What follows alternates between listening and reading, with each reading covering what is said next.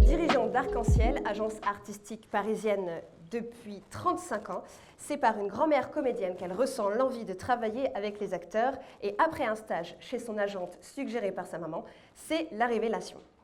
Après la promesse de changer de vie, une pause de 4 ans au Costa Rica, un retour à son combat est nécessaire, à sa passion, et c'est défendre ses acteurs pour des projets. Vous représentez beaucoup de monde, notamment pour ne pas les nommer Emmanuel Moir, Vanessa Caillol, Serge Azanavicius ou encore Nicole Ferroni. Merci beaucoup d'être avec nous. David Subtil, pianiste de jazz, compositeur et prof de piano pendant 10 ans, puis un chemin d'assistant de directeur de casting apparaît et ce sera le début d'une carrière longue de 16 ans. Ensuite, une pause de 7 ans en tant qu'agent artistique et littéraire pour finalement revenir au casting en y ajoutant des expériences dans la formation d'acteurs pour mieux les préparer au casting et se faire une place dans le milieu. Actuellement en casting pour la série Flair de famille avec l'excellent duo Samuel Labarthe et Virginie Hoc et prochainement pour une comédie policière Simon Coleman, c'est le temps de sortir les photos de book avec les vestes en cuir. Également en consultation pour un docu-fiction pour Canal+, et 2 longs métrages. Merci beaucoup d'être avec nous. Merci. On va commencer tout de suite l'échange avec les questions. Comment est-ce qu'on devient agente ? Alors en fait, le métier d'agent ne s'apprend que en étant assistant d'agent. C'est-à-dire qu'il n'y a pas de formation, vraiment une formation qui se fait en travaillant dans une agence et en apprenant petit à petit. Et en fait, c'est le seul moyen d'apprendre vraiment ce métier. D'accord, donc sur le terrain, donc en fait, tous les agents qu'on rencontre, qu'on connaît, ils ont été assistants. Appris. Voilà. Alors maintenant, n'importe qui peut devenir agent. Donc il y a beaucoup aussi d'avocats qui tout à coup sont devenus agents parce que bon, ils avaient les connaissances pour les contrats, donc ils pouvaient s'occuper de ça. Mais après, il y a tout le relationnel et toute la construction qui se fait avec les castings, les réals, tout ça. Et ça s'apprend vraiment en étant assistant, quoi. Voilà. D'accord, très bien. Merci beaucoup. Et comment devient-on directeur de casting ? Alors, bonne question. Comme tu as dit, effectivement, moi, je n'étais pas du tout prédestiné à être directeur de casting. C'est plutôt le cinéma qui est venu vers moi. En fait, moi, j'étais donc compositeur-pianiste et j'ai rencontré une directrice de casting qui, malheureusement, n'est plus là, qui s'appelle Hélène Bernardin, une grande directrice de casting des générations de Ménidré, etc. Et donc, elle m'a dit d'une façon très simplement, écoute, David, tu as du temps, tu es musicien, ok, est-ce que tu peux venir m'aider sur un film ? Je n'ai plus d'assistant. Et donc, je lui ai dit, écoute, je n'y connais rien, je ne connais pas les comédiens, je vais un peu au cinéma comme tout le monde, bref. Et donc, je me suis dit, par curiosité, j'ai accepté. Et donc, je l'ai assisté sur ce film, je crois que c'était un film pour Arte. Et en fait, ça m'a énormément plu. J'ai trouvé ça très ludique, très intéressant. Et travailler avec les comédiens, les comédiennes en réplique, dans les productions, m'a beaucoup plu. Et de fil en aiguille, je suis devenu son assistant. Donc j'ai bossé pendant 4 ans avec elle. J'ai dû bosser sur une vingtaine de films. Donc j'ai appris comme toi en étant assistant, parce qu'on peut pas être directeur de casting si on n'a pas appris avec quelqu'un. Je pense que c'est pas possible. Et de fil en aiguille, on s'est séparés d'une façon très naturellement et je suis devenu directeur de casting et j'ai bossé pendant une quinzaine d'années en tant que direcast avant d'être un moment agent et reprendre la casquette de directeur de casting. Voilà. Et en fait, ce qui se dégage un peu de ce que vous dites, c'est que finalement, c'est aussi, comme ce qu'on nous dit souvent, mais c'est à tout niveau, donc il faut cultiver une forme de réseau. En fait, on travaille avec des gens qu'on connaît, avec des gens dont on a suivi le travail, etc. Et même à vos échelles, quoi. Il faut accompagner une personne qui déjà connaît ce métier, a un réseau, et petit à petit, on développe son réseau en tant que casting avec des productrices, des producteurs, des réalisatrices, des réalisateurs, et on apprend évidemment les agents, enfin voilà. Puis les comédiens, apprendre les... Oui, pardon. Non, mais vas-y. C'est à force d'être assistant que tu découvres les acteurs et que tu vois et dans les films et au théâtre et tout ça, et que après tu peux commencer à avoir des vraies propositions en tant que casting, quoi, j'imagine. Tout à fait. C'est ça. Donc ils sont passés par là aussi, comme nous. Donc ça prend du temps. En tout cas, en tant que directeur de casting, il faut aller beaucoup au théâtre. Hélène, donc Bernardin, m'a vraiment, comment dirais-je, amené au théâtre. J'allais 3-4 fois par semaine au théâtre. Et puis, voilà, le fait de vous voir en casting, ben, on apprend, et petit à petit, on commence à connaître un peu de monde. Et justement, donc on arrive à la prochaine question. Quelle est la relation de travail entre les agents artistiques et les directeurs de casting? En fait, un casting est pris par un réalisateur pour faire le casting de son film. Il va commencer à chercher les rôles et il va les chercher dans les différentes agences en fonction des acteurs qu'il connaît. Et puis, pareil, il nous sollicite en nous disant « Tiens, je cherche un personnage comme ça, comme ça, comme ça. » Et nous, on lui fait des propositions qui correspondent ou pas, parce que voilà, c'est très vague. Chacun, on a un visuel et un imaginaire différent. Et puis après, on organise les rendez-vous pour que les castings, pour que les acteurs aient rendez-vous avec les castings. Donc c'est un travail, on travaille vraiment ensemble parce qu'il y a des moments où ils ont des idées très précises et ils savent qu'ils veulent voir telle personne.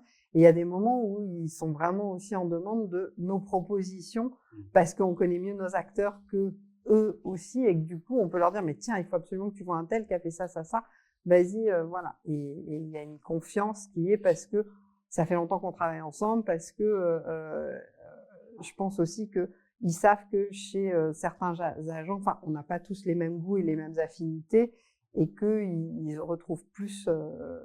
Mais ça, c'est plus toi qui peux répondre.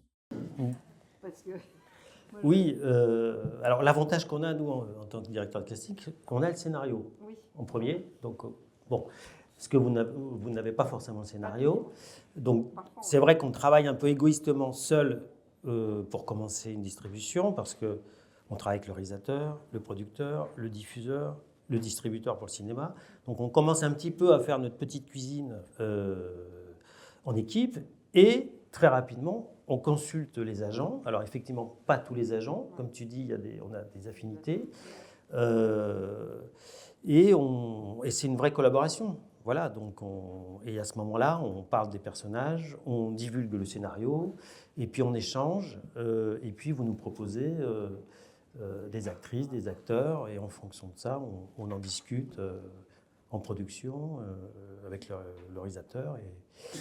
Donc vous travaillez assez souvent avec les mêmes personnes, c'est-à-dire que tu peux choisir telle ou telle agence parce que tu sais tel ou tel profil que tu souhaites, et tu te dis ok, alors peut-être que cette personne-là, enfin cette agente-là va mieux comprendre les enjeux. D'abord, je pense aux personnages, donc je pense aux comédiens auxquels je pense.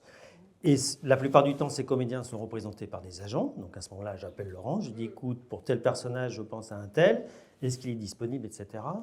Et après, je peux évidemment lui demander, lui demander de suggérer des noms, des comédiens. Mais je pense pas, moi, je souhaite travailler avec tout le monde dans l'absolu. Voilà, je ne me dis pas je travaille qu'avec Laurence, qu'avec un tel. Je pense d'abord aux comédiens, aux acteurs qui sont représentés. Et après, effectivement, je peux balayer, envoyer une annonce à différents agents, pas forcément à tous les agents, mais je peux faire des fois aussi des diffusions assez larges. Et puis, les agents je reçois beaucoup de propositions, évidemment, puis après, à ce moment-là, je fais une sélection. D'accord. Et alors, justement, puisqu'on en parle, quels outils et quelles démarches adopter pour rechercher et trouver un agent? Ouais. Quels outils? En fait, c'est toujours pareil. Faut avoir évidemment des photos, une bande démo, mais que vous pouvez vous faire tout seul. Vous n'êtes pas obligé d'attendre maintenant. Enfin, l'avantage de la technologie maintenant, c'est que vous pouvez vous fabriquer vous-même votre bande démo en prenant les scènes que vous aimez le plus et que vous montrez différentes choses que vous savez faire et les monter. Et bon, faut pas que ça fasse plus de 3 minutes, 2 minutes 30, 3 minutes, c'est idéal. Et après, c'est faire confiance à la vie, croire en soi et faire les démarches en se disant il y a un moment, j'arriverai au bon moment, au bon endroit avec la bonne personne parce que ça doit et que c'est le chemin. Et pour ça, moi, je sais que je regarde tous les jours, je reçois entre 5 et 10 demandes. Je regarde toujours, malheureusement, je vois plein de gens formidables. Je me dis, mais je ne peux pas les prendre parce que j'en ai déjà tellement à gérer moi que je suis full. Mais c'est vrai que je suis souvent désarmée par le fait qu'il y a tellement... Enfin, il y a beaucoup plus d'acteurs qu'il y a 35 ans. Ça, c'est vraiment, oui, avant, c'était, enfin, il y avait quelque chose de plus artisanal peut-être et c'était moins facile d'accès. Et du coup, il y avait beaucoup, c'était des acteurs de théâtre qui vraiment commençaient par le théâtre et après venaient au cinéma et à la télé. Et ça s'est vraiment renversé et maintenant, l'image a pris le pas et du coup, les démos sont vachement bien. C'est-à-dire qu'à chaque fois, je me dis, bah ouais, il est bon. Enfin, de temps en temps, j'en vois qui sont pas bons, mais majoritairement. Tu peux tout nous dire, hein, tu peux Non, tout non, dire. mais c'est vrai. Majoritairement, à chaque fois, je me dis, waouh, mais c'est pas possible. C'est fou.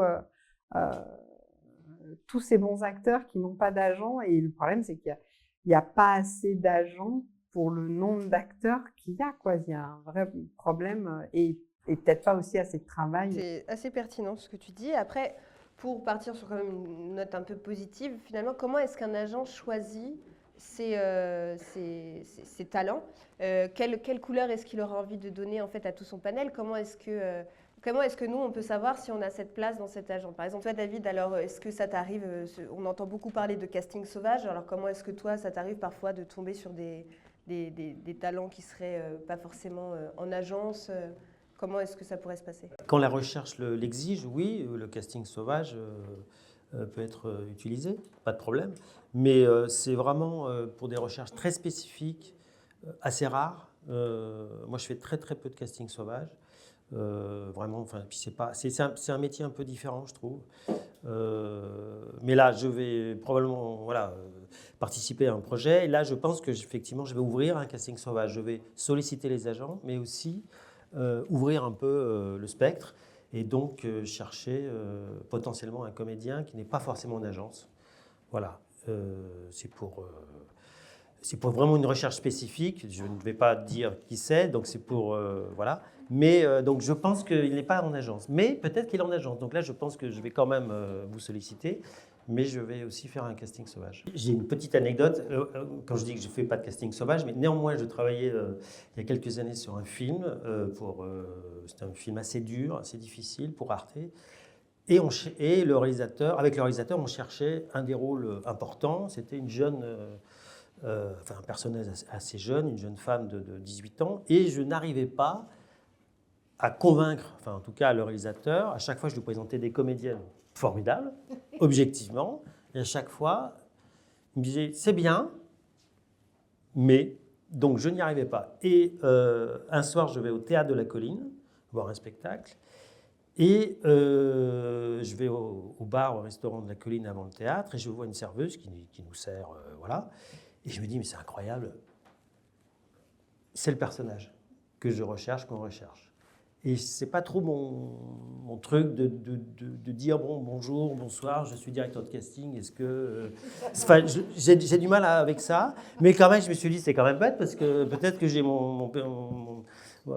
potentiellement l'actrice qui pourrait vraiment correspondre. Donc je lui parle de mon histoire et elle me dit mais oui, je suis comédienne, mais avec plaisir, bon très bien, d'accord. Donc je lui envoie le texte, je la vois 3 jours après à la production. Il faut toujours aller faire des rendez-vous dans les productions et pas ailleurs. Et donc, on fait les essais. Elle est formidable. Donc, elle avait une expérience théâtrale, mais elle n'avait jamais joué devant la caméra. Je montre les essais au réalisateur et il me dit « Tu l'as trouvé où ?» Et elle a eu le rôle, ça a été son premier rôle. Je lui ai trouvé un agent. Voilà, voilà, parce qu'il faut être représenté par un agent quand on commence à travailler pour le cinéma et la télévision. Et je la croise et à chaque fois elle me raconte cette anecdote et je suis un peu son parrain. Et donc elle travaille régulièrement maintenant. Voilà. Comme quoi, l'instant, le moment, la chance. Mais quelles sont les bonnes pratiques pour préparer un casting, justement, puisqu'on en parlait? D'abord, il faut le préparer. Vraiment. Voilà. Donc c'est vrai que maintenant vous êtes, les jeunes en tout cas sont vraiment formés, ils viennent au casting, même s'ils n'ont pas forcément d'expérience cinématographique, ils sont plutôt aguerris aux essais. Mais dans tous les cas, qu'on ait peu d'expérience ou beaucoup d'expérience, il faut venir en béton armé aux essais. C'est-à-dire qu'il faut avoir vraiment travaillé en amont. Il ne faut pas découvrir la scène. Je caricature un peu sur le moment avec le casting ou la réalisatrice, le réalisateur. il faut vraiment faire un travail de malade en amont. Donc, avec des camarades, il faut se tester, il faut vraiment arriver, armé pour être disponible avec le casting, le réal qui peut être là parfois, et pour que la séance se passe bien et qu'on puisse prendre du plaisir. Si on arrive trop fragile, si on ne connaît pas vraiment le texte, si on n'a pas fait une analyse de texte, si on n'a pas imaginé un peu le personnage, si on ne sait pas raconter une petite histoire avec le peu d'éléments qu'on a, ça ne marchera pas. Ce n'est pas possible. Oui, donc on apprend le texte, il est béton, on arrive avec bien la backstory. Et on arrive avec une vraie proposition. Voilà. En tout cas, moi, c'est ce que j'attends des comédiens en casting, c'est que ce sont des vraies propositions. C'est pas juste, on joue le texte juste, voilà, et après on verra. Non, on arrive, dès la première prise, c'est intéressant. Et si c'est pas forcément la direction du personnage, c'est pas grave, je me dis, très bien, ok, tu vois le personnage comme ça, on va l'emmener ailleurs. Mais comme le comédien a travaillé en amont, il n'y a aucun problème pour orienter la direction différemment. Oui, donc quand on passe un casting, si on a une idée du personnage, même si ce n'est pas la bonne idée, ou en tout cas l'idée qui est choisie à la fin, on ne prend pas de risque en la montrant, quoi. Il faut y croire. Il faut arriver avec quelque chose de personnel. Et après, moi je sais que maintenant qu'il y a beaucoup ces stages avec les castings, je pense que mettez-vous en groupe ou en réseau pour vous dire, tiens, tel casting, il aime qu'on travaille comme ça, et tel casting, il aime qu'on travaille comme ça, puis celui-là comme ça. Faites des petites notes, partagez-les-vous, et comme ça, quand vous allez au casting, vous savez comment le casting aime que vous travaillez, parce qu'ils ont tous des façons différentes. Et c'est ce qui est intéressant dans les stages, en tous les cas, c'est de voir comment c'est le tout et son contraire. Et c'est vrai que ça vous demande d'être hyper malléable et souple, parce qu'il n'y a pas de règles. Et donc, il faut vraiment s'adapter à la demande, et c'est jamais la même. Mais par contre, ils ont tous à chaque fois une façon de faire qu'ils aiment. Donc, essayez de vous transmettre les infos en disant vraiment celui-là, il aime l'impro, il n'aime pas qu'on... Et d'autres, ils ne supportent pas qu'on bouge une ligne du texte, pour que vous ayez le maximum de chance. Parce que quand vous êtes dans le travail, vous êtes beaucoup moins... vous avez beaucoup moins de pression quand vous avez un casting.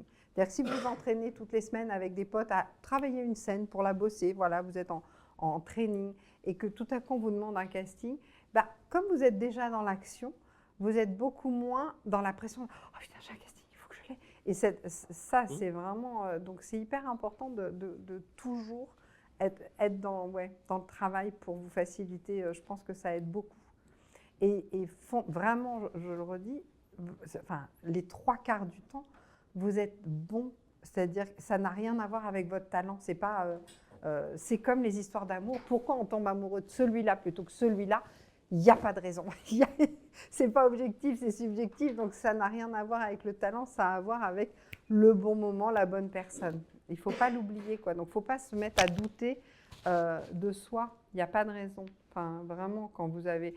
Évidemment, si tout le monde vous dit que vous êtes mauvais, il y a un moment, il faut peut-être... voilà. Mais sinon, quand on vous a dit plusieurs fois que vous savez que vous êtes au bon endroit et que vous faites le bon métier, tout va bien. C'est juste, voilà.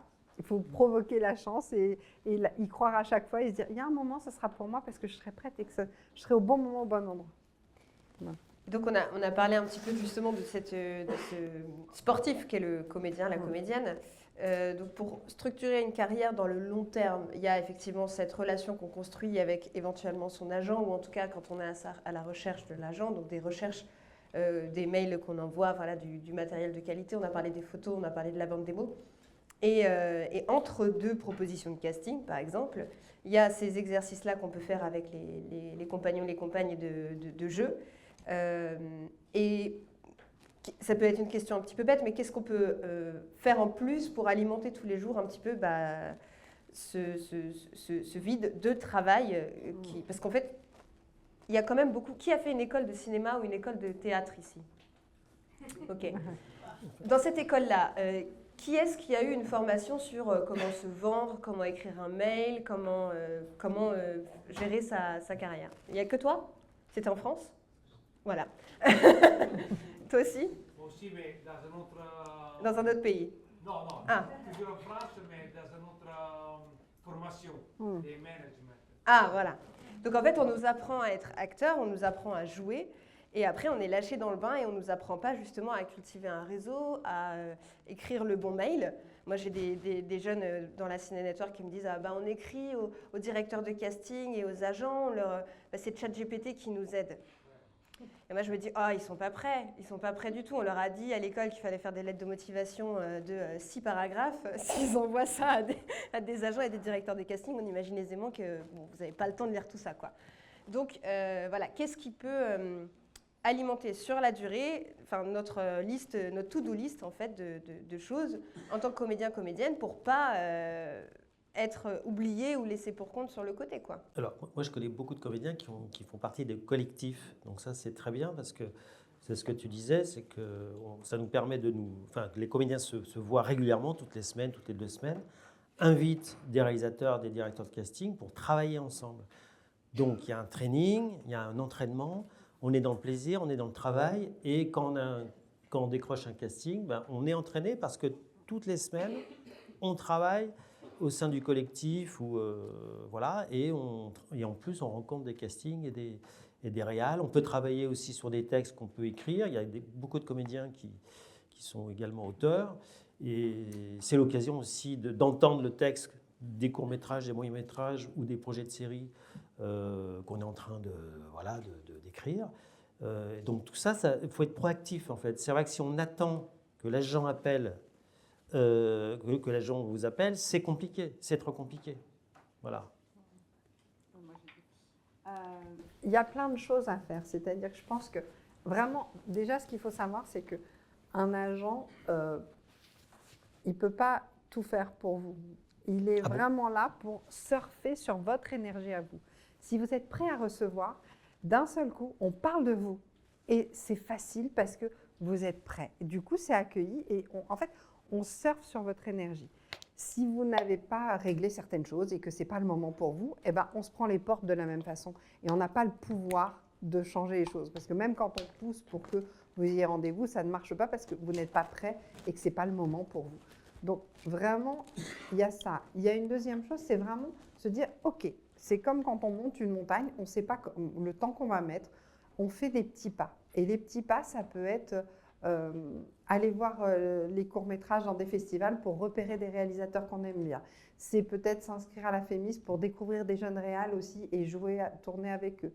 Ça peut être j'ai adoré ce réalisateur et ce film, je veux absolument travailler avec lui. Je lui envoie un petit mot sur Insta, on verra bien.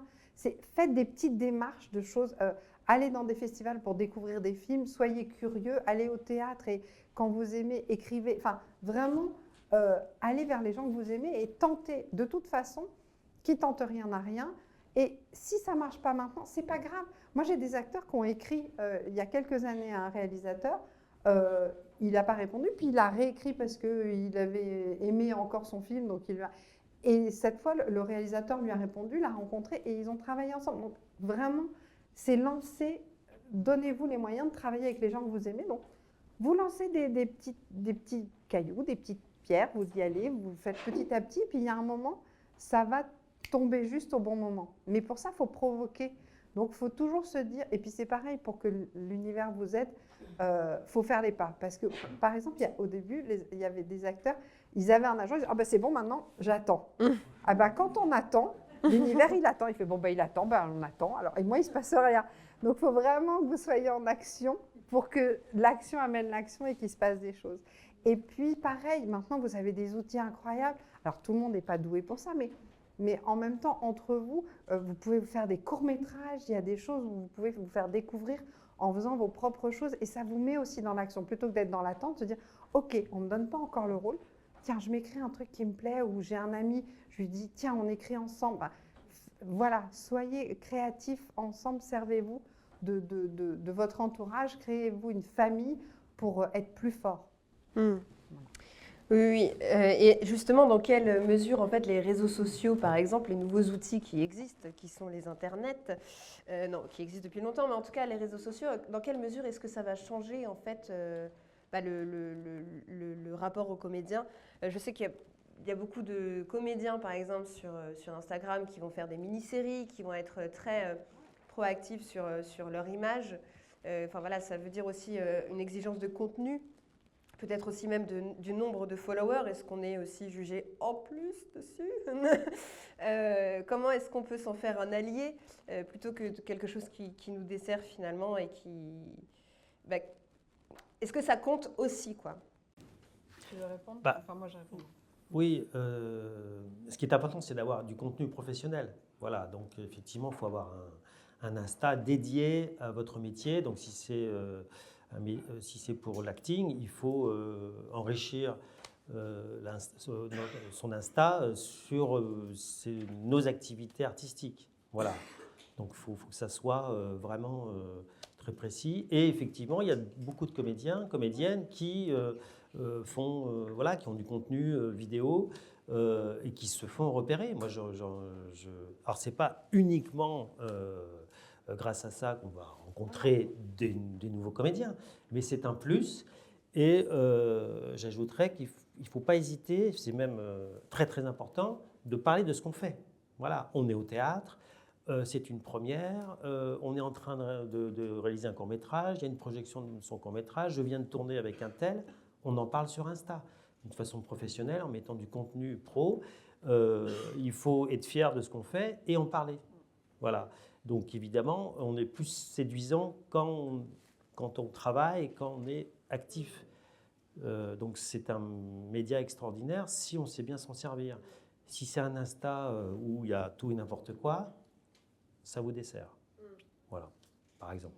Est-ce que ça, au niveau de la production, est-ce que ça peut amener un gros choix justement je sais que tu en avais parlé dans une vidéo que tu avais faite, le nombre de followers ou en tout cas la communauté en fait qu'on fédère autour de notre compte Instagram? Tu veux répondre? Bah, Moi, je peux Ça répondre. tombe sur toi. ouais. Non, mais Ah ouais. oui et non. C'est-à-dire Ouais. que ça me déprime. Parce que je pense qu'un acteur, on ne peut pas le choisir parce qu'il a tant de followers. Enfin, mais c'est une réalité. Parfois, certains diffuseurs choisissent un acteur qui a plus de followers parce qu'ils se disent, ou un distributeur, parce qu'ils se disent, ah, il va mettre sur sa page Insta et donc il y a toute sa communauté qui viendra.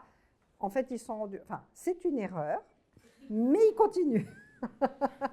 Je ne pense pas parce que la plupart des gens qui suivent, enfin une communauté qui suit une personne, elle n'a pas forcément envie de se déplacer au cinéma. Elle aime le voir sur ses petits trucs et tout ça. Et ce n'est pas vrai qu'elle va jusqu'au cinéma pour se déplacer. Donc, c'est une fausse bonne idée, mais pour le moment, c'est vrai qu'il y a des demandes et que parfois, ils disent « Ah oui, mais quand même, ça les rassure ». Voilà, je ne sais pas ce que tu en penses. Mais... Oui, je suis assez d'accord avec toi, mais c'est quand même c'est des cas assez isolés. Ouais, Hein, ouais, restons oui, calmes. quand même. Non, mais c'est vrai. Non, c'est vrai. C'est pas parce qu'on n'a pas de followers qu'on ne va pas travailler au cinéma et à la télévision. Non, ça c'est faux. Ouais. Et de toute façon, moi, quand je propose, c'est plutôt effectivement. Parfois, un diffuseur me dit « Oh, mais ça serait bien de voir un tel parce qu'il a beaucoup de followers ». Je dis « D'accord, alors on va d'abord faire des essais en présence du réal. Et voilà, il faut qu'on soit convaincu de son talent et voilà, il faut que ça soit pertinent. Si c'est juste parce qu'il a 500 000 followers, ici on ne va pas arriver à tourner avec lui, ça va être compliqué. Donc on va dire non. Mais voilà, maintenant, ça va être à votre tour pour le petit temps d'échange et les questions. Est-ce que quelqu'un a une question à adresser à David Subtil ou à Laurent Scudder? Oui. Alors, normalement, il y a un micro qui va venir. Et je veux poser une question. Au moment du casting, pensant que nous avons bien étudié les scénarios, nous avons étudié les personnages, on va là-bas, on s'amuse parce que quand même, c'est notre métier, c'est ce qu'on a fait toute la vie. Et ça arrive au moment que la proposition que nous portons, c'est différent de la proposition que les réalisateurs ou les directeurs de casting nous proposent. Et dans la tête, on pense, mais non, mais la proposition que moi j'ai apportée est meilleure. Je ne sais pas, c'est meilleur, mais Mais c'est la juste peut-être pour moi parce que comme j'ai fait un personnage, sûrement ne le ferait même pas que vous appelez Benjamin. Ben, Benjamin. Donc, dans ces cas-là, il faut faire. Dans ces cas-là, il faut s'adapter en fonction de ce qu'on va éventuellement te proposer de différent. C'est ça la question ou Ouais, pas? s'il faut suivre ce qu'il lui dit ou de toute façon continuer quand même avec subtilité de rester sur notre proposition. Alors, parce que la réponse est non. C'est-à-dire que moi, je suis client, j'aime beaucoup ta proposition. Je trouve que c'est intéressant. Tu as travaillé, tu t'es fait une image, une petite histoire de ton personnage, de la backstory, etc. Donc, je trouve que c'est une bonne idée dans tous les cas.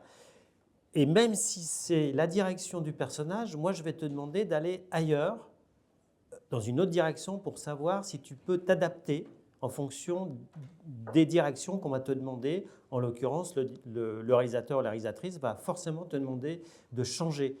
Et si tu n'es pas en capacité de changer de direction, sur le moment, en casting, je vais me dire, bon, il est bien, mais en revanche, il ne peut pas s'adapter. Donc, ça va être pénalisant. Tu vois ce que je veux dire? Et donc, que ta proposition soit, on va dire, dans la direction du personnage, en tout cas de ce qu'on s'en fait ou non, dans tous les cas, je vais te demander de changer. Et je pense qu'il y a beaucoup de directeurs de casting qui feront la même chose, parce que ça va être un moment de travail ensemble pour savoir si effectivement tu peux jouer tel personnage un peu plus dramatique, un peu moins dramatique, ou alors un peu plus comédie, un peu moins comédie, plus introverti, etc., etc. C'est un peu pour mesurer l'adaptabilité Oui, du comédien. c'est pour qu'on puisse travailler ensemble et se connaître. Et j'ajouterais que même si le réalisateur ou la réalisatrice est là, et même s'il n'est pas là, nous, on est en train de chercher. Donc, c'est un laboratoire, le casting. On a besoin de vous, on a besoin de votre personnalité.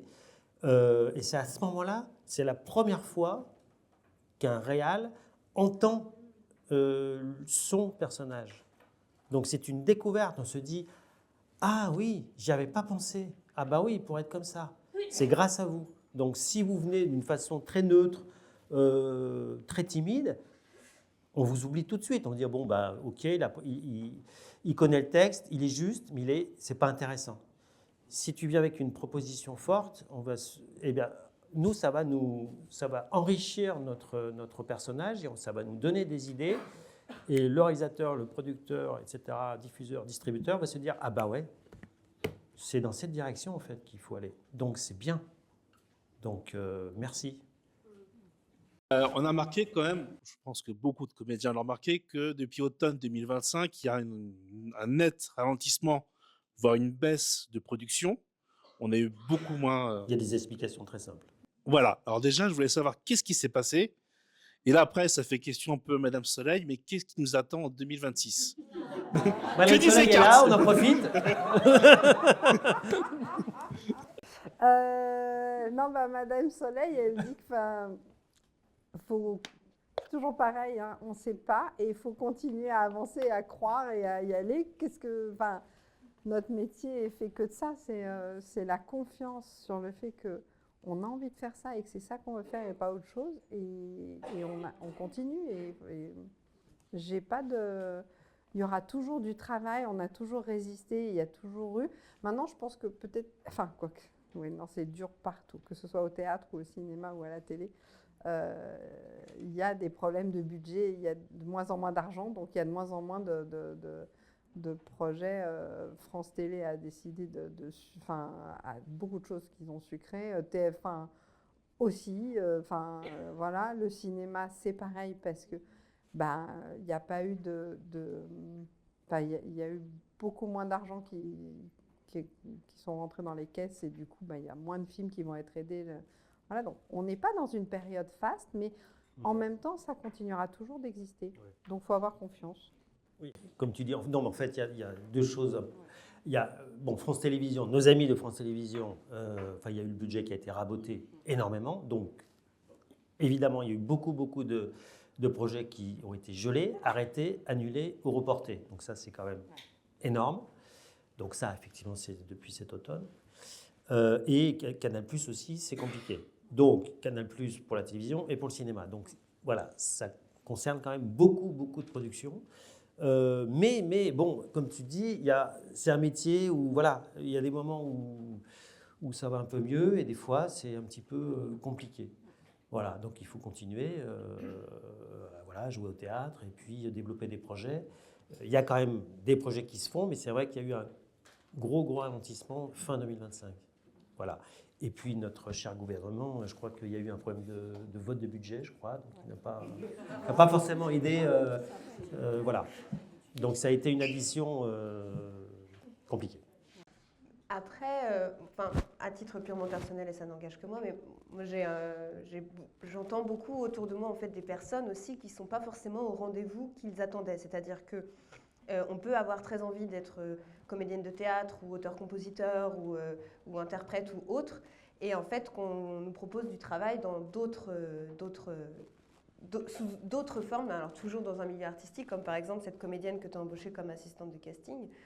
Moi, j'ai un ami voilà, qui voulait être chanteur-compositeur, et en fait, il est multi-instrumentiste, et on l'appelle énormément pour jouer dans des comédies musicales, dans l'orchestre, etc.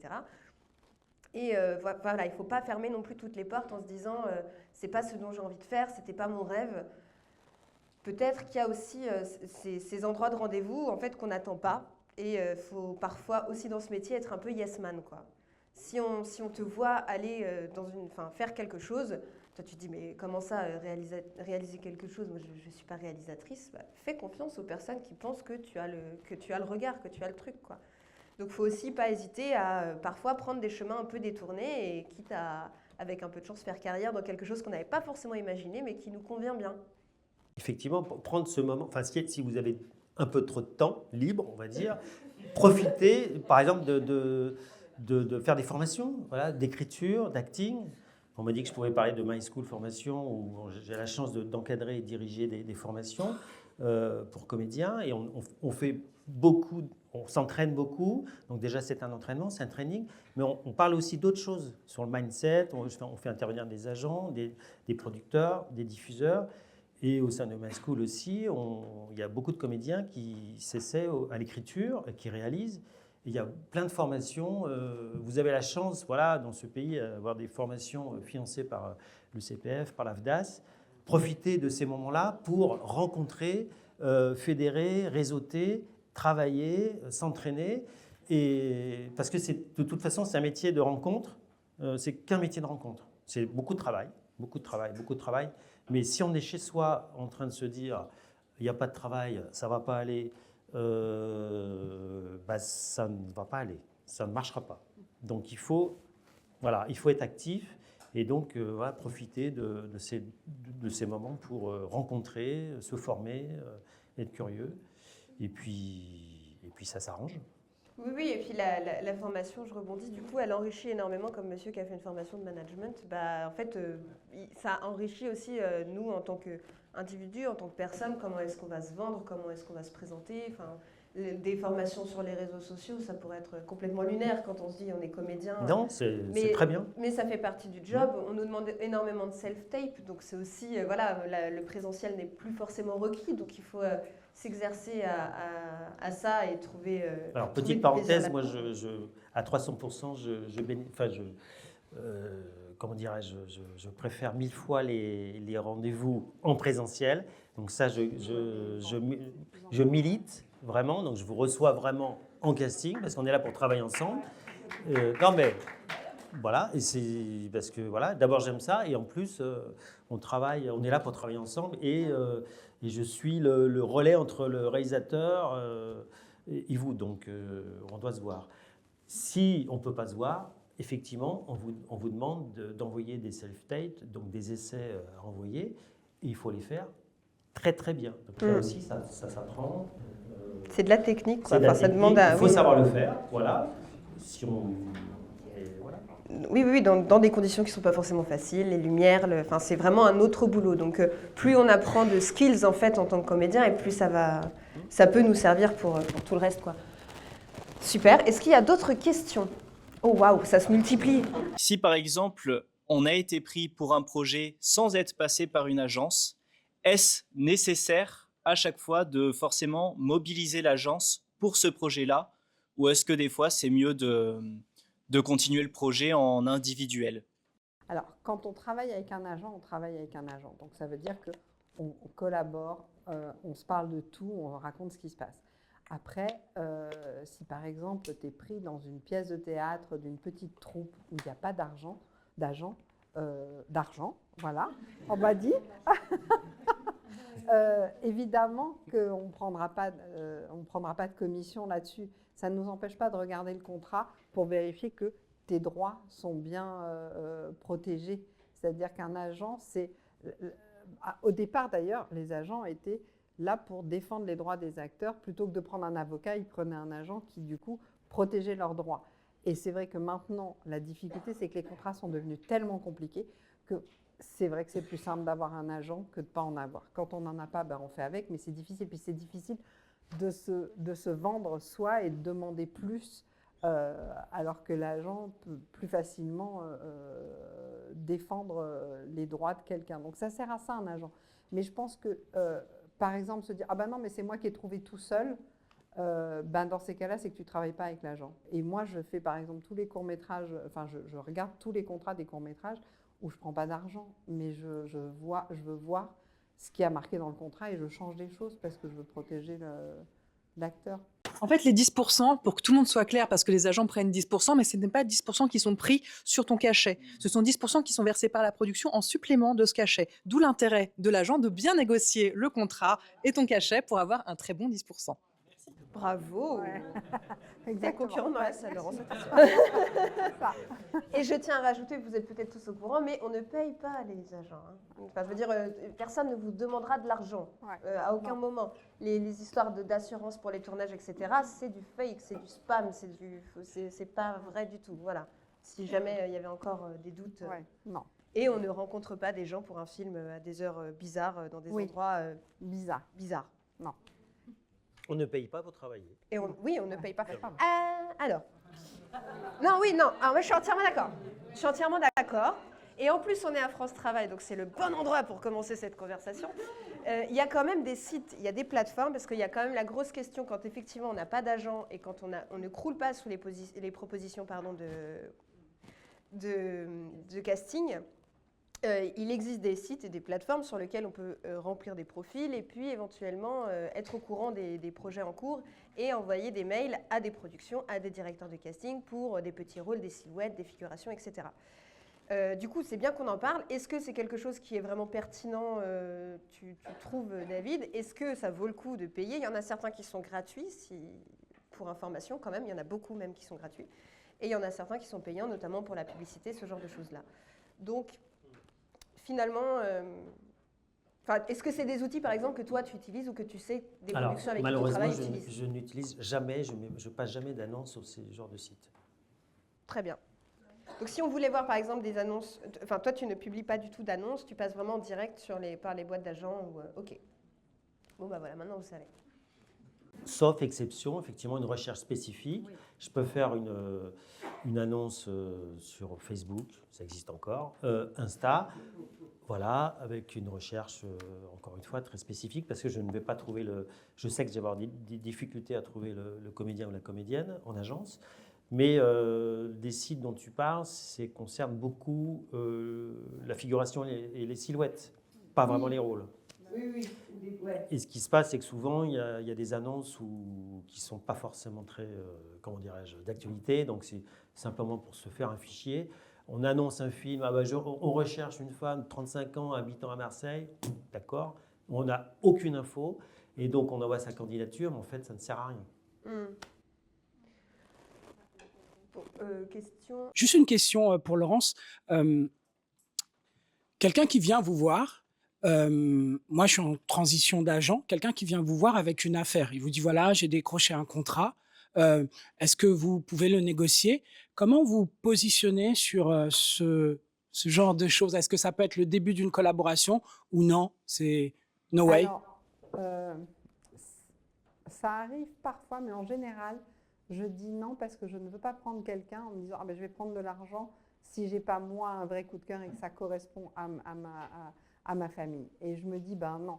Après, ça m'est arrivé parfois sur des acteurs aussi qui étaient plus à l'agence, mais qui avaient besoin qu'on négocie pour eux. Et c'était des gens que je connaissais et que j'aimais bien. Et j'ai fait le contrat parce que je leur ai obtenu beaucoup plus que ce qu'ils auraient eu. Donc parfois, je rends service, mais en même temps, je ne veux pas me dire que je prends un acteur parce qu'il m'apporte quelque chose, parce qu'en fait, c'est pas pour ça que je le choisis. Évidemment, c'est bien, parce que ça veut dire qu'il travaille. Mais il y a plein de fois où je dis aux acteurs, mais je suis super heureuse pour vous, c'est génial, je vous souhaite vraiment de trouver la bonne personne. Je peux pas, quoi, parce qu'il y a un moment où on peut pas faire plus Même que... si c'est un très gros contrat. Ah non, alors, Non, mais elle serait transparente, Laurence. Elle Non, le non. dirait. Elle, non, dirait, non, voilà, non, c'est mais juste pour tout cette à- fois. non, mais c'est vrai. Non, mais si c'est un très gros contrat, ça veut dire qu'il y a un gros travail à faire et qu'on se dit. Mais en même temps, fondamentalement, si j'aime pas la personne, j'ai essayé une ou deux fois en me disant, mais en fait, je me suis rendu compte que la personne faisait pas partie de ma famille et que j'arrivais pas à le défendre. Donc maintenant, je suis beaucoup plus vigilante et je me dis non, je rends compte si vraiment j'ai un coup de cœur, je fais parce que je sais que je vais pouvoir l'accompagner. Sinon, c'est compliqué, quoi. Parce que je sais que je ne saurais pas... Je peux peut-être rajouter Ouais. modestement quelque chose, mais ça va dans ton Ouais. sens. Quand j'étais un petit peu, Oui. quelques années agent, moi ça m'est arrivé, effectivement, il y avait des comédiens ou des comédiennes qui venaient me voir. Ah David, je viens de décrocher un rôle, j'ai 3 cachets, est-ce que tu peux me représenter? Est-ce que tu peux négocier pour moi? Je disais la plupart du temps non, parce qu'effectivement, je souhaitais travailler sur la durée. Bah Ce n'est oui. pas uniquement pour un contrat. En revanche, parfois des comédiens me sollicitaient, je leur disais bah non, je ne peux pas, j'ai pas de place, etc. Et là, à ce moment-là, c'était le bon moment, enfin le bon moment peut-être pour tout le monde. La même personne venait avec un contrat. Donc c'est vrai que ça peut enclencher une collaboration à ce moment-là. Ça peut être un peu, voilà, mais c'est pas forcément avec les 10% de 3 000 euros, 300 euros qui, voilà, on ne le fait pas pour ça, mais c'est un plus. On se dit, il veut vraiment que je le représente. Bon, c'est déjà, ça fait plaisir. Si en plus on apprécie la personne et son talent, on se dit bon bah quand même, ça fait 2 ans qu'il essaye. Ça m'est arrivé de craquer et sans regret. Voilà. Ouais, aussi. Non, mais c'est pour ça. Chaque cas est différent. Mais je pense que ça ne doit pas être le premier moteur. Le moteur, c'est vraiment le coup de cœur. Et sans vouloir monopoliser la parole, vous parlez beaucoup de famille. C'est quoi votre famille? Tu viens d'où? Non, votre famille artistique, j'entends. Oui. Je ne sais pas. Alors, ce que je peux dire, c'est que... comment je peux expliquer ça? C'est très, très intuitif, mais c'est vrai que je me rends compte que tous les gens que je choisis ont un peu la même et philosophie que moi. Je sais pas, il y a quelque chose je sais pas Une comment sensibilité. Ouais, une sensibilité, c'est tendre, c'est doux, c'est bienveillant, il y a des choses que je retrouve, mais je ne sais pas les expliquer. Et ce que je remarque, c'est que c'est vrai que quand ils se rencontrent, ils ont envie de travailler ensemble et c'est fluide et c'est facile. On a tous envie d'en faire partie, là, maintenant. Mais c'est vraiment de l'intuition, quoi. C'est les gens... voilà. Après, j'ai beaucoup de TDAH parce que je suis TDAH et du coup, je sais les gérer et du coup, voilà. Mais je pense que ça fait aussi partie de voilà. Juste pour alimenter ce que tu dis, effectivement, si un agent un jour souhaite collaborer avec vous, si on ne vous a pas rencontré, c'est quand même particulier. Ouais. Il faut quand même un peu se rencontrer, se connaître un tout petit peu. Ouais. Avant de se dire, ok, banco, essayons de faire voilà. un peu de chemin ensemble. Mais parfois, ça se fait pas. C'est-à-dire que moi, c'est vrai que j'ai des acteurs que j'ai rencontrés où je me suis dit, ah ouais, j'avais envie. Et puis finalement, la relation s'est pas construite. Il y a un truc qui n'est pas passé, on n'a pas assez communiqué. Finalement, on s'est perdu et ça n'a pas marché. Mais c'est comme les histoires d'amour. On rencontre quelqu'un, on se dit, oh génial, ça a l'air super. Et puis après, il se passe ou il ne se passe pas. Voilà. Et c'est vraiment ça. Donc, En général, c'est le mariage qui fait qu'après, c'est Voilà. Je dis, bon, bah non, finalement, on ne s'est pas rencontrés, pas au bon moment. Parfois, c'est vrai qu'on ne se rencontre pas au bon moment. Parfois, j'ai eu des acteurs où pendant des années, ça n'a pas marché. Et puis, je leur ai dit, bon, ok, vas-y, va voir ailleurs pour voir si... Et ils se sont mis à bosser. Et je me dis, mais pourquoi moi, je n'ai pas réussi? Mais en fait, ce n'est pas moi, c'est juste que ce n'était pas le bon moment. Et voilà. Et qu'il a fallu cet impulse de changer pour qu'il se passe quelque chose pour eux. Donc, moi, je l'ai vécu. Un de mes plus grands regrets, c'est Valérie Donzelli. J'adorais cette... Mais vraiment, j'étais tellement fan. Je me suis battue. Et je me suis dit, putain, mais pourquoi ça ne marche pas? Je ne comprenais pas. Alors que... Et à un moment, je me dis, ok, je ne sais pas. Je ne suis peut-être pas la bonne personne. Je ne comprends pas. Mais moi, je veux que tu y arrives. Ce n'est pas possible. Elle est partie. Et elle s'est mise à bosser. Et je me dis, pourquoi? Ben voilà, ça fait partie. Mais c'est beau de l'avoir reconnue, en tout cas. Franchement, voilà.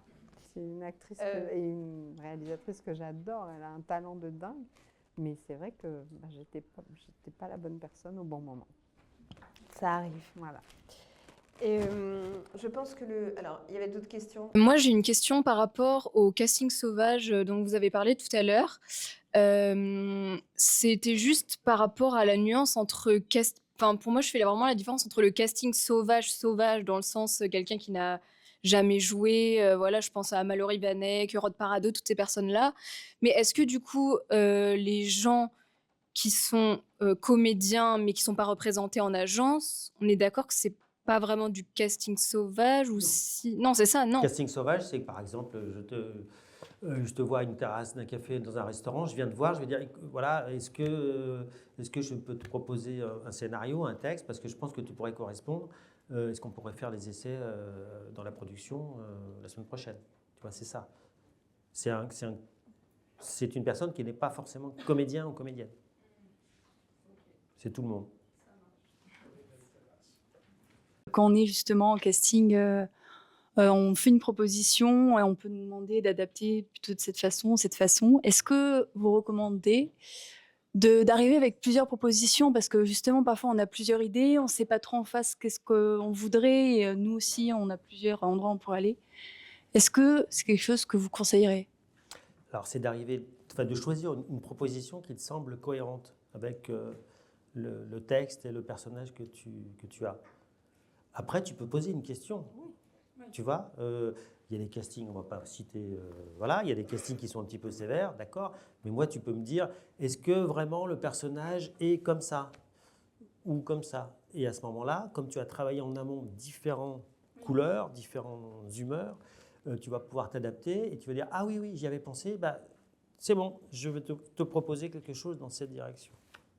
Et justement, quand on est en self-tape, est-ce que là... C'est pour ça que c'est compliqué. C'est conseillé d'envoyer 2 essais. 2 essais, pas plus. 2 prises très différentes. Si tu n'as pas d'idée, enfin de versions différentes, ça ne sert à rien d'envoyer 2, 3, 4 identiques, mais c'est conseillé d'envoyer 2 prises, voilà, avec des curseurs un peu réglés un peu différemment, et bien sûr.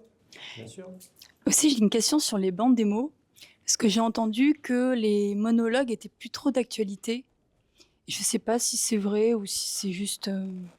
Alors, moi, je trouve qu'il n'y a pas de règle. Enfin, je pense que vraiment, s'il y a un monologue que tu sens et qui est vraiment celui que tu as envie de transmettre, on sera touché. L'essentiel, c'est de le jouer comme au cinéma et pas de façon théâtrale, c'est tout.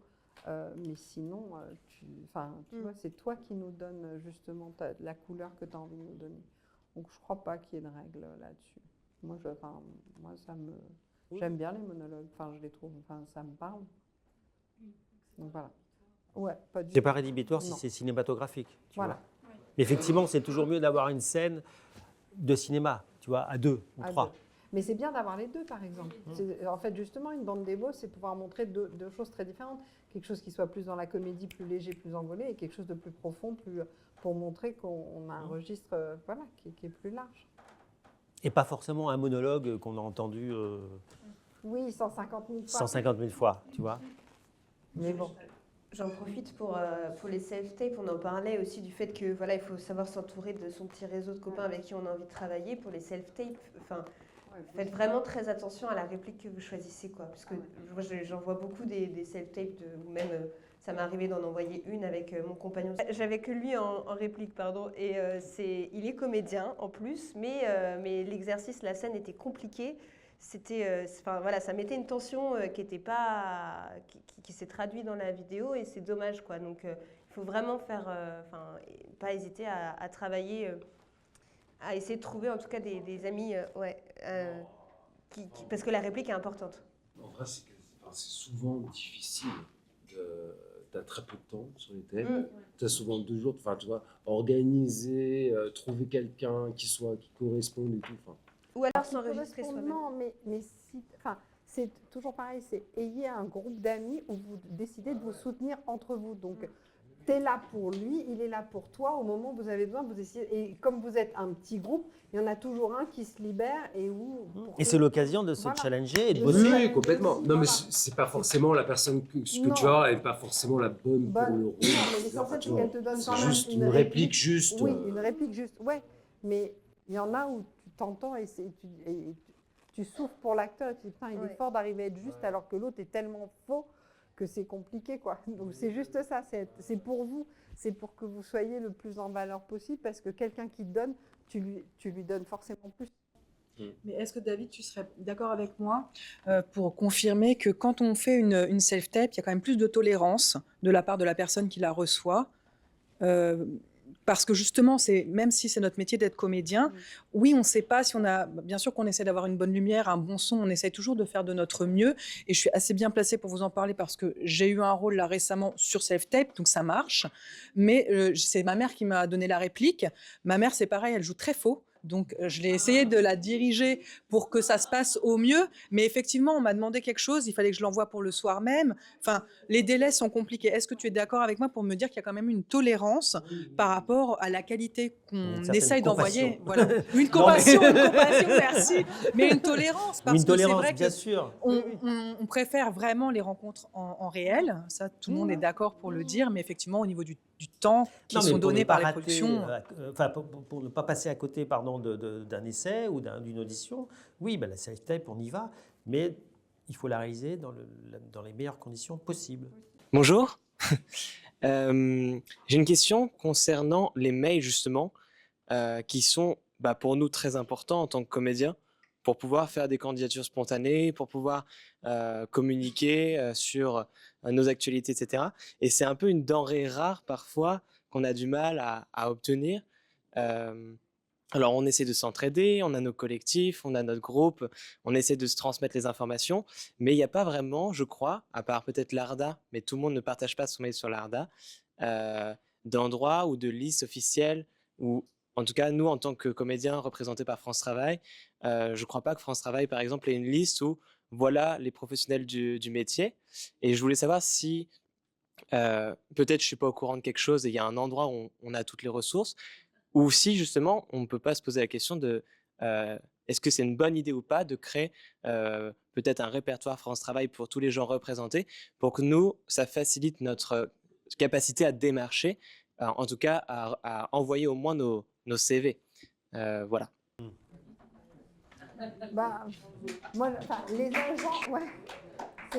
Les agents, je crois qu'ils sont tous... vous regardez sur agenceartistique.com et vous avez tous les mails de tous les agents. Ça, je pense que...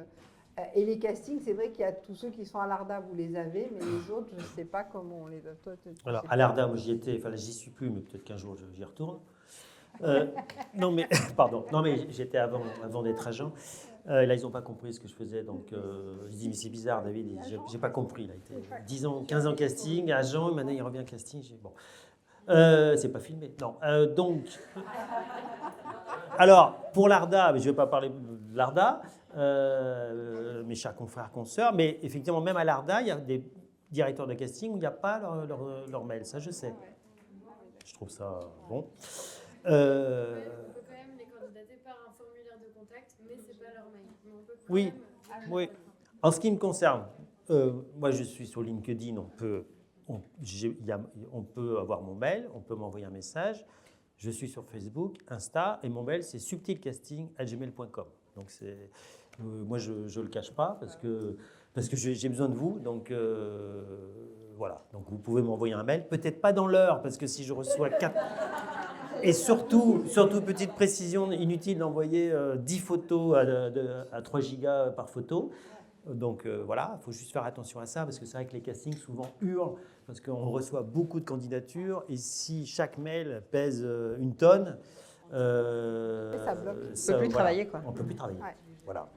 Donc, en ce qui me concerne, non, mon mail, si on le cherche, on le trouve, et je le divulgue spontanément. Voilà. Et alors, avant, dans le temps, moi, quand j'ai commencé, il y avait le Belfry, où il y avait tout. C'était l'annuaire de tout. Il y avait quoi? Le Belfry. L'annuaire rouge. Rouge, énorme comme ça qu'on achetait. Bible. Nous. Et c'était la Bible où il y avait tous les techniciens, tous les acteurs, tous les agents, C'était incroyable. Mais voilà. Si on voulait, on pouvait appeler Sophie Marceau comme ça. Non, on pouvait appeler son agent. Ah oui, bah oui, forcément. Ok, d'accord. Ah ouais, genre les pages jaunes, mais rouges pour les acteurs. On avait tous les comédiens référencés, Wow. avec photos, Et tous agents. les ans, les acteurs Téléphone. payaient, les agents payaient. Enfin, on payait tous pour que cette Bible existe. C'est complètement. Voilà. C'est comment? Oui, Mais mais personne ne on regarde- l'utilise. Oui, mais plus personne l'utilise Voilà. maintenant, donc c'est ça. Internet Mais est passé par là. C'était un super outil, mais voilà. Mais justement, Internet est un super bon outil aussi. Moi, ce que je fais, parce que je ne sais pas si je suis la plus maligne du bol, mais en tout cas, je vais sur... quand il y a un film qui me plaît bien, je regarde qui s'occupe du casting, je vais sur Instagram, j'essaie de la trouver, des fois je ne la trouve pas ou je ne le trouve pas, et je mets la petite cloche pour être au courant de la moindre publication et de la moindre story qui vont sortir. Et des fois, c'est j'ai besoin de quelque chose, envoyez-moi un mail. Et là, j'ai l'information. Ça peut être très long. Du coup, j'ai 70 notifications par jour de stories, des fois, qui sont juste « j'ai adoré cette pièce », etc. Mais voilà, il y a aussi les réseaux sociaux peuvent nous aider aussi dans ce sens-là. Enfin, ils sont très nombreux à être quand même sur Instagram, donc vous pouvez les contacter par ce biais-là, quoi. Est-ce que les agences rentrent dans les festivals de ciné ou pas Alors moi, je fais beaucoup les festivals parce que j'adore ça, puis parce que je rencontre... Par exemple, là, j'ai été à l'Alpe d'Huez, j'avais 3-4 acteurs qui jouaient dans des films, pas des rôles principaux, hein, mais j'y suis allée parce que ça me permet de voir le réalisateur, le producteur, de passer du temps avec eux, de créer des liens qui font qu'après, sur leur prochain film, j'ai créé un lien particulier, ou alors... Et comme moi, je m'occupe aussi d'auteurs-réalisateurs, je leur ai parlé de projets où je cherchais des producteurs. Donc voilà, donc je fais beaucoup les festivals parce que c'est vraiment une occasion de pouvoir rencontrer les gens beaucoup plus simplement. Et par exemple, le festival de La Rochelle, il est génial pour ça parce que vraiment, comme c'est un tout petit lieu, tout le monde se croise, tout le monde se parle et on peut faire des jolies rencontres. Voilà, il y a Angoulême aussi qui est très très chouette. Cannes, il faut s'accrocher, il faut être courageux. Mais moi, j'y vais pour voir des films. À ce moment-là, je me dis, non, si, j'accompagne les acteurs qu'il faut, mais franchement, ce que j'aime, c'est voir des films que j'aurais pas le temps de voir à Paris parce que on n'a pas le temps. Et sinon, et puis il y a Avignon aussi, qui est un endroit génial pour aller découvrir des metteurs en scène, des pièces et aller les voir après en disant mais voilà, j'ai envie de bosser avec vous et créer des liens. Il faut vraiment aller vers les gens que vous aimez, que vous avez envie de rencontrer. Essayez en tous les cas. Je pense que tous les festivals sont des bons moyens, plus faciles de rencontrer des gens.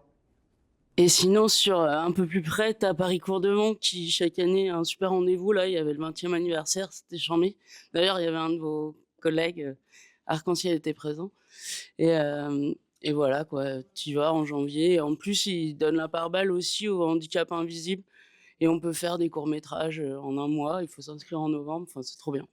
Voilà. Ah ouais. Et puis, il y a le Nikon Festival où moi, je vais tous les ans et je vois tous les cours parce que c'est pareil. C'est là qu'on repère des gens qui ont du talent, où on se dit « Ah tiens, il a du potentiel ». Enfin, c'est être curieux, quoi. C'est essayer vraiment de multiplier les chances de rencontrer les gens avec qui on a envie de travailler. D'où la Ciné Network.